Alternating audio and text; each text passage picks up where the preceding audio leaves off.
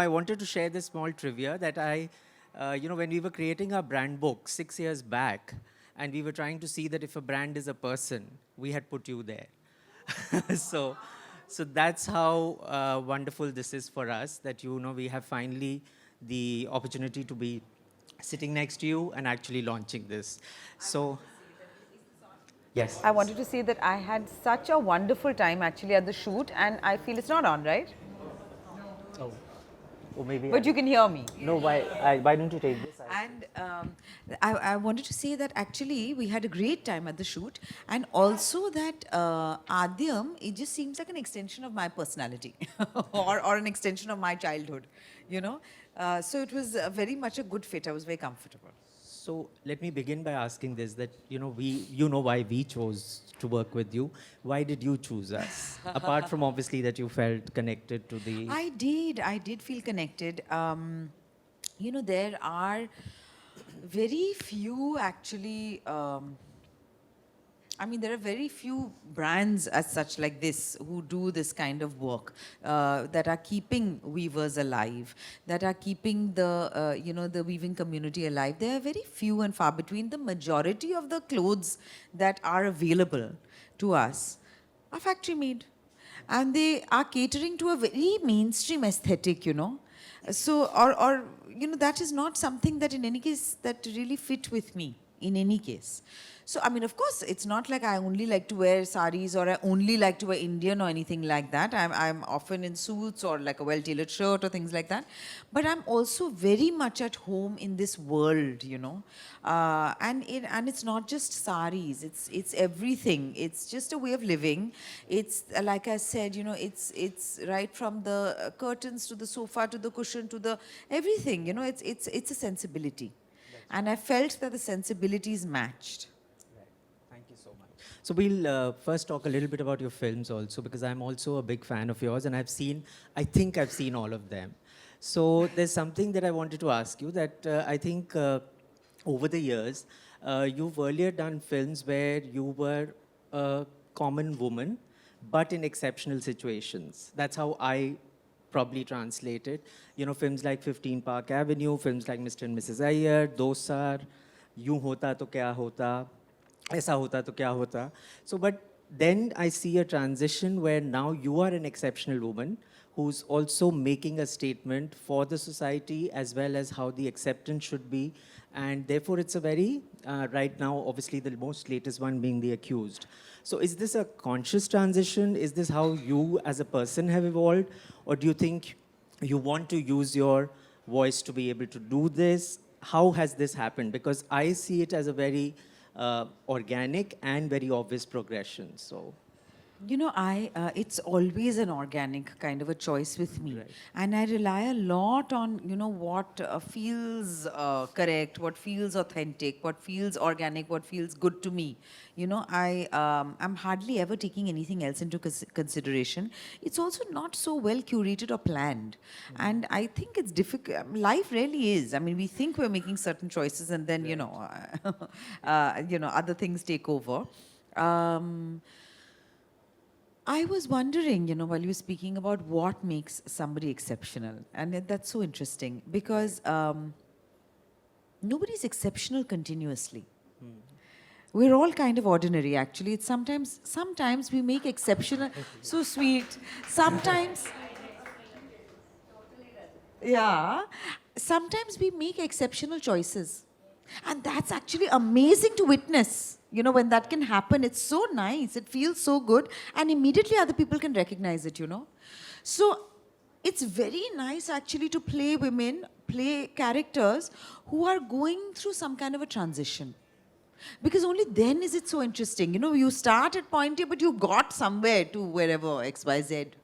That's very nice, So that happened in Mr. and Mrs. I. Of course, she was in exceptional circumstances. Yes, not everybody's caught up in communal riots, hopefully. So that is true. But, for example, in Gili Pucci, in Ajib Dastan, the anthology, I play a queer Dalit woman. To many people, she'll seem ordinary. She's an ordinary factory worker. But we see her in, make some extraordinary choices. You know, and it's so much is the gaze of the filmmaker.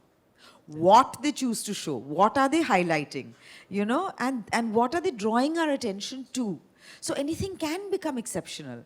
It's how you view it. That's so interesting, actually. You know, what do we choose to make exceptional? What is ordinary? And like you choose those roles. So you also choose those roles. Yeah, sometimes. And you know, earlier I was talking, sometimes it's also that, of course, I gravitate often towards a role that is complex or seems real or is human.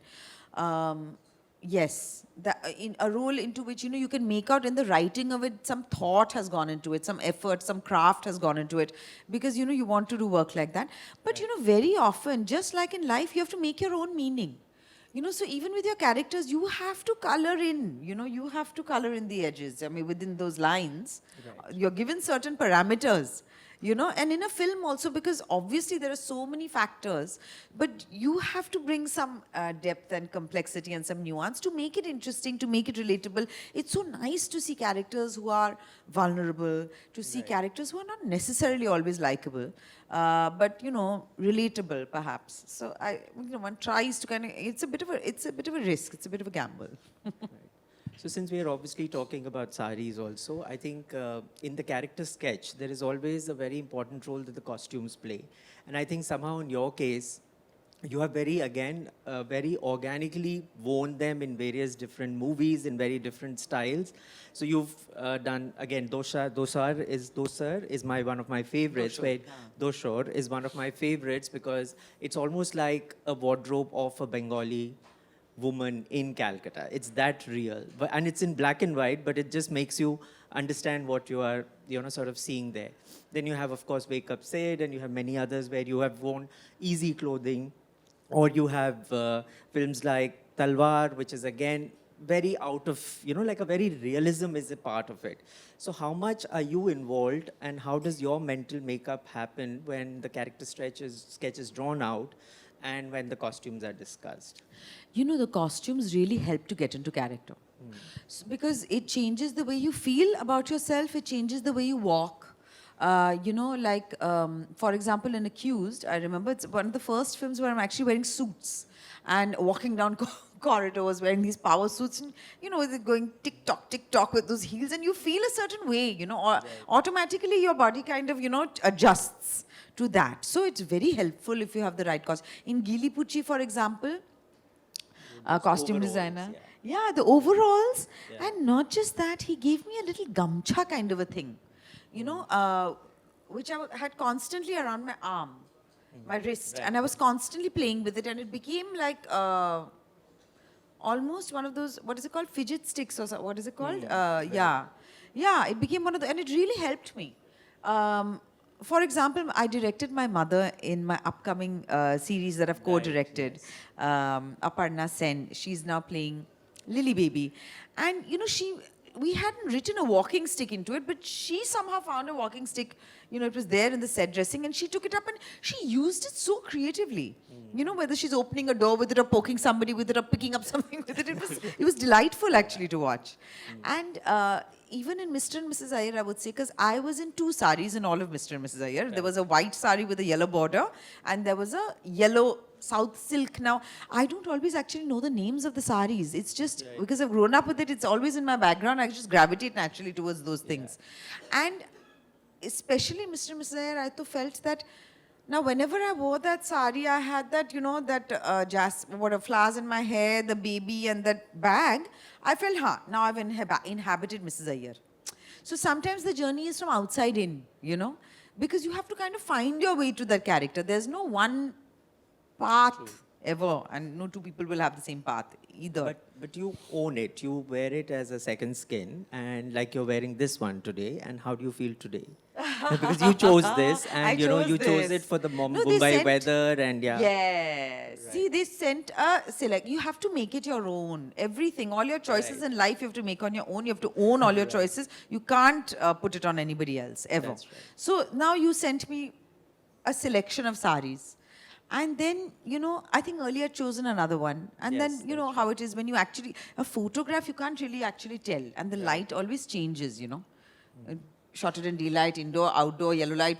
It's very different. You know. As a director, but you know that you can't give approvals based on photos only. Very weather appropriate, and you look lovely. I thank you. Yeah. So and then I saw this and I really thought that, for summer, for daytime, and lovely. I think it's a raw silk blouse. I think it's just, I thought it felt correct. So you also mentioned that you have done various genres. So you've done realism, you've done crime in Mumbai Diaries, you've done humor in Gyonar Baksho, or you've done, one of my really favorites is Killer Soup Again, which is really fun. Or you've done period films like Kadambari and Shesher Kobita. But which is the one that you normally sort of, gravitate towards? Is there a specific genre that you choose and you like to do more of, or is it an open canvas for you? By and large, I would say I'm fairly genre agnostic, as they say. It's not like I have any particular genre in mind. As long as it is well made or, well thought through. With films, it's hard to tell the execution of it, because there are so many other outside factors. But you can make out even from a screenplay that if they've put a certain thought into it, if it's well crafted, so I'm okay with any genre. I mean, what I'm not naturally drawn towards is, usually kind of those fantasy, mythic Non-realism. battles. No, I'm okay with non-realism. Everything doesn't have to be real. But, of epic proportions. Okay. Like everything is like hyper-realism. Like everything is like, heroes, like very specific heroes and very specific villains. And they're kind of flying through the air. I'm not always able to relate to that. I mean, sometimes if it's well made, I don't mind. Like, for example, Sinners was a film which was not necessarily realistic at all.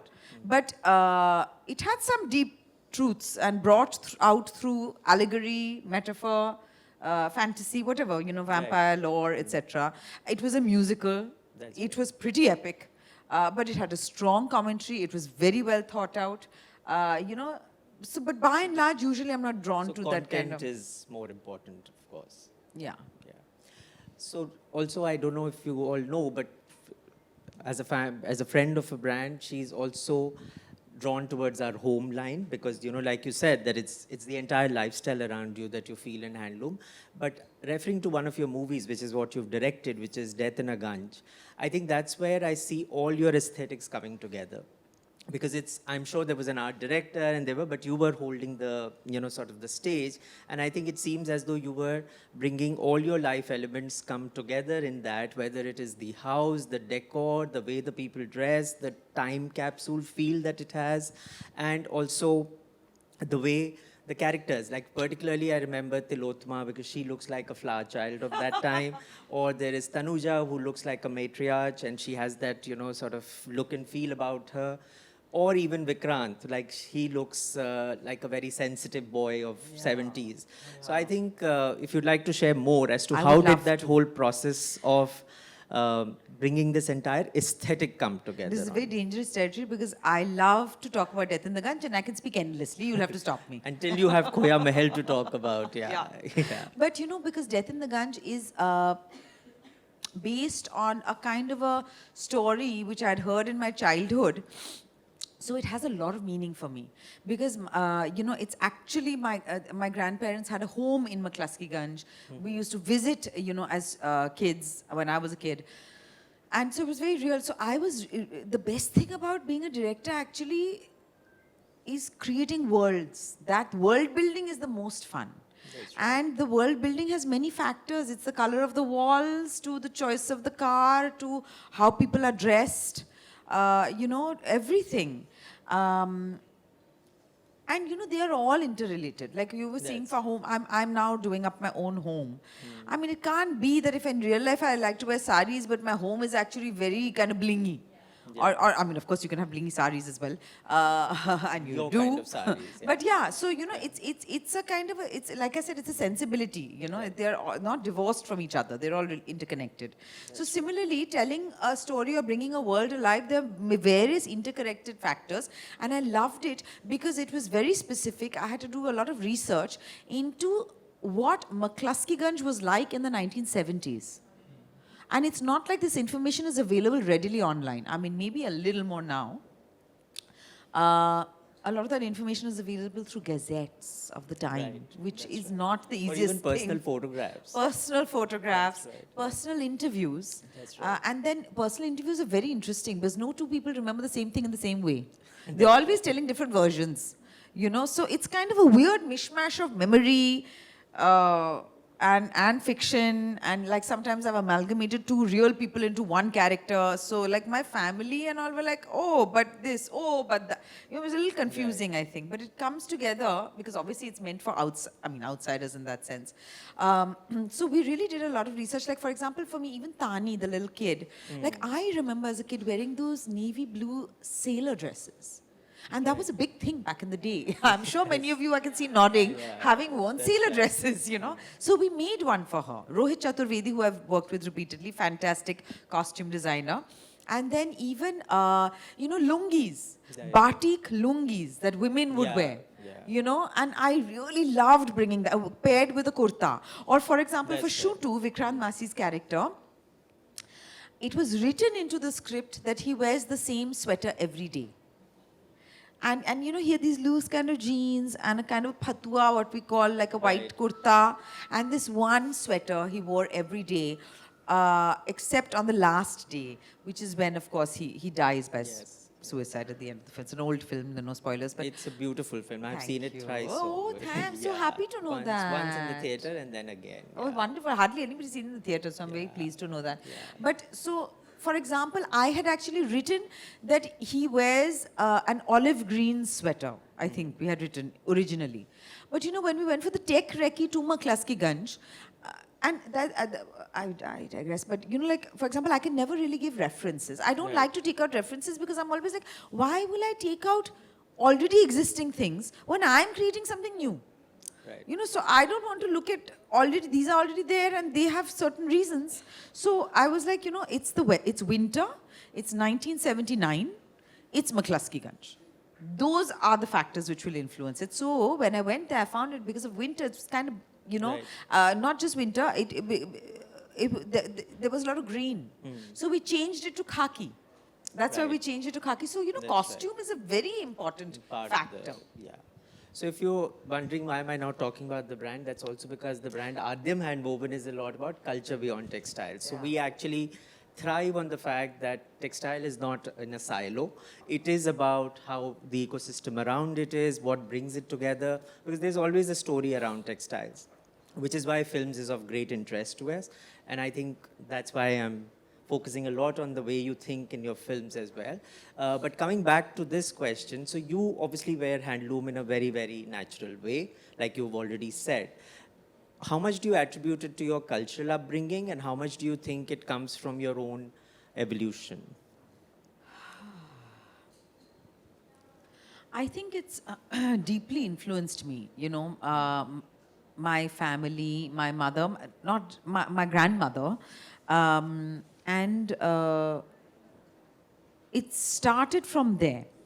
Even my grandfather, though he worked, you know, in the 1950s in advertising, etc., and he used to wear suits, but in his later life, when I remember him from, he was always wearing kurtas. And always like khadi or cotton or linen or silk if it's an occasion. You know, he was always wearing kurtas. My grandmother had the most beautiful saris. And sometimes, you know, what people consider very simple saris, and I was always so drawn to it. In fact, my mother would get annoyed with me sometimes, saying, why are you always choosing the plainest, the whitest, you know, like a bidhoba, like a widow. When I was very young, because she would say, but then how can I wear these colorful saris if you're going to be wearing? But I was always drawn towards that regardless. My grandmother's home, my mother's home, they are actually very interested in local customs and culture across India and across the world. So folk culture, folk music across the world. So it's not even, I've not done this deliberately. So I can't actually exactly, it's ingrained and I'm drawn to it. So I don't know, nobody ever, you know, said, you know, it's not like we heard a lot of folk music or anything, like some, actually we did. Actually, we did. Because I'm suddenly remembering, like even baul and things like that, you know. I can't help it. Yeah, it's not my fault. So we grew up like that. So I was, of course, But you know, many times when you're growing up, then you kind of rebel against this, and you seek something else. Yeah, that I happens. don't know why Yeah. that didn't happen to me at all. Also, I think because my parents, my household never put any pressure. No forcing, yeah. They never forced me to do anything. Right. They would always very respectfully ask my opinion. So sweet. A smarter way to make you. So we are also obviously celebrating our weavers. So if you see the backdrop here, these are our weavers from all over India. And I think that's one of the reasons why we would like this association even more, because we just didn't want a face. We wanted somebody who can actually convincingly speak about this handloom as an industry, handloom as a craft, as an art. So if you have any thoughts to share on how you value the craft as such. You know, it's a learning. It's really a constant learning for me. Like I said, it's not like I always know because also there are myriad handloom styles and crafts and the way, like each state has their own. So it's not like, I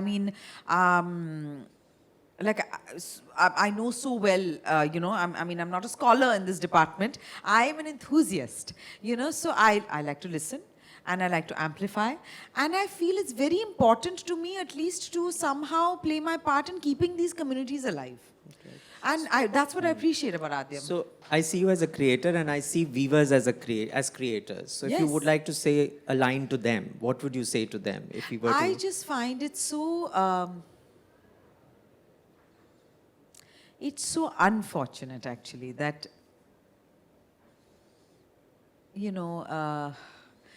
that it should not be a dying craft, because this actually is through families, and then this knowledge is passed on through families. And anywhere where, work is custom made and handmade is very precious. And the pricing should be such, and that always makes me very sad. Because I feel like, that should happen, The value of the value of the the craft. value of the craft, the value of this work, the time that it takes. That's Because right. this is not fast fashion, Exactly. and these are pieces which endure. You literally make it thread by thread. Make So it thread by thread. yeah. It's really something which, I feel like it's so, fast fashion is, being cheap, it shouldn't, because we Right. know at what cost it's cheap. Right, but this though particularly, I feel like this is something which, I don't see the respect given, the respect that it deserves, actually. So I'm very much here to do that. So in the end, I'll just point you towards this. So we have a little setup here which recreates the Aadyam world. And what is your mood board when it comes to home settings? You know So what I love is- about this, actually, Yeah, sorry, I'm yeah, interrupting. please, I love yeah, about yeah. this because I immediately thought of, is that, and I like about Aadyam specifically, and even about a lot of handloom, though what I'm wearing right now doesn't necessarily reflect that, is that it is not hiding away. You see, what happens is that nowadays, or for a while now, actually, being minimal and it being zen is all very well if you don't have any taste. You can be minimal and zen. Why not? No, nothing against it. It's not like I'm a fan of. I like clutter. I like non-clutter as well. So Right. everything has its place. But this riot of colors and the putting together of patterns, it's very contemporary. It's very stylish, according to me. And I love that about it. One is not shying away from putting different colors, patterns, textures together, and I love that. Oh, that's so nice to hear. We are all maximalists here. Yeah. So yeah, I think I'll open some questions from you people. So I'm sure you're happy to answer some questions. Of course. Yeah. If there are any... I have a question for Aditya. We can just hand over the I mic. don't need a mic. Oh, okay. I never. I work at the shop floor of my factory, so I know how to Right. taper down or taper up my work. So I have a question for Aadyam particularly. We talk about keywords and we talk about fair price given to them. I would honestly require you to tell me what percentage goes to them. Sure. So What was I this? think Sorry, what? what percentage goes to them. So actually, I think the fact that the brand has developed because the heart is in the right place, whether it is Mr. Kumar Mangalam Birla himself, that we are actually a social enterprise. So our beneficiary by definition is Viva community. So whatever profit also that we earn actually goes back into the Viva community. So we are actually very particular about a very transparent costing with them. And we actually encourage them to value their craft. We actually encourage them to first earn what they have to duly earn for it. I hate the word wages, and I try and find some other alternate than weaver wages. But yes, what they deserve for the craft, and then we actually encourage them to keep a profit margin over and above that. Because our endeavor is to make them into mini entrepreneurs. So with that thought, I think what really, thank you so much. So what really you see in the store is, I would say, closest to the Viva pricing, but then the reality of retail is that there are retail costs. So we have to pay the rents, we have to pay the salaries, so we put an operating cost on it so that we also don't make losses, because our policy is very simple, that it is about not really making money from it, but making money for the weaving community. So for that, I think that's how fairly we sort of look at it. And it's all very transparent costings with. Sure, please. So my point is, while suggesting, and of course you may not take it up, that when we require a personality who's well known, we won't draw. Yes, and she certainly is. And ma'am, you fit all my criterias, and you tick all my boxes. If that is of any relevance. It is of great relevance. Thank you. Thank you. So what I'm saying is that once in a while, along with a great personality, because people you will only find drawn to personalities, Right. I would say invite this forum for the weavers as well. Right. You know, So- once in a while, one or Yeah. two great people who really, and this is a great way to encourage them. When they meet people, and that time you should invite from Aadyam your clientele and request them to wear their saris, if possible. It's just... That'll be really, that's why I wanted her to say a few words for our weavers also, and we are celebrating them here. But I have a slight point of view here. I think we want people to naturally like them. We don't want to create a sort of a sympathy factor there. So what eventually happens is, and they are really shy people, but when they actually sit and come here, people tend to show sympathy, and they tend to show it like we will do something good to them. And I don't think that's the objective, because they earn their living very wonderfully. Because like I feel that they have art in their hands. So they actually learn it, and we learn so much from them. So that's my only hesitation sometimes in putting them on a stage or a pedestal, because I don't want that sympathy factor to come in. Otherwise, of course, our heart is definitely with them. So may I continue with this? It's not Sure. about them. Yeah. It's But not it's also about the us. audience. It's Yeah. not about us. It's about them. Yeah. This is when my factory people do well, my Right. employees of all levels, I Right. try to celebrate them. Yes. Because I'm otherwise a demoness. Sure. Thank you. Thank you for your suggestion. Yes. Yeah. Yeah. Okay. Yeah, I think, sorry, but we'll just come to you. Yeah. Okay, you first. Yeah. Yeah, please. Yeah. Hi. I think you're just the perfect choice for Aadyam, and like you rightfully said so, that it seems like an extension to you and your personality. If you had to choose one Indian textile or weave that you feel most connected to, what would that be? Why do I have to choose only one? Then you Different can tell me occasions. 2, 3, or like whichever you're most drawn I to. would say, well, my top one immediately that comes to mind is Ikkat, I think, because I find it very versatile. The one I'm wearing. Yes! Yay! I love Ikkat actually, because it can be used for, I mean, in so many various ways, and so versatile. I mean, you can have, you know, bags and upholstery, and of course saris. So I love Ikkat actually. I love what we call Dhakai, Jamwal. Yeah, Jamdani. Jamdani, We say Dhakai. I love that also. That's one of my favorites as well. Great. Thank you. Thank you. Thank you. We had another question from Hema. Hi. Um, really loved to hear both of you, enjoyed hearing both of you chat and exchange thoughts, and yes, it does seem like a really lovely fit. I have two questions. One is, where is Aadyam at in terms of its expansion now? How many weaving clusters are you currently working in?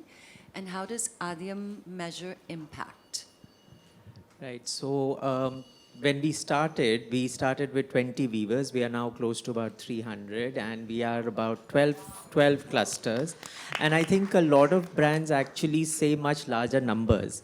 But I think the reason we refrain from using a larger number is because our partnership is really a very strong one. Like, we take the onus of just giving them work one order after the other. So we don't do a sort of a dip in, dip out. So once we pick up a loom, then it is our responsibility to just feed the loom. And which is why we contain the numbers, because I think it's a balance that we have to create, that what we do at the back end is what we also do at what we are managing to sell at the front end. And that's where people like you become really valuable to us, because, eventually it's about the connoisseurs of handloom who keep us going. So the creators and the connoisseurs, we are just doing our job. So yeah, so that's how I'd say it. And a quick follow-up to that, Manish, I'd love to understand which cluster you went into from the 12 that has been the most challenging and why.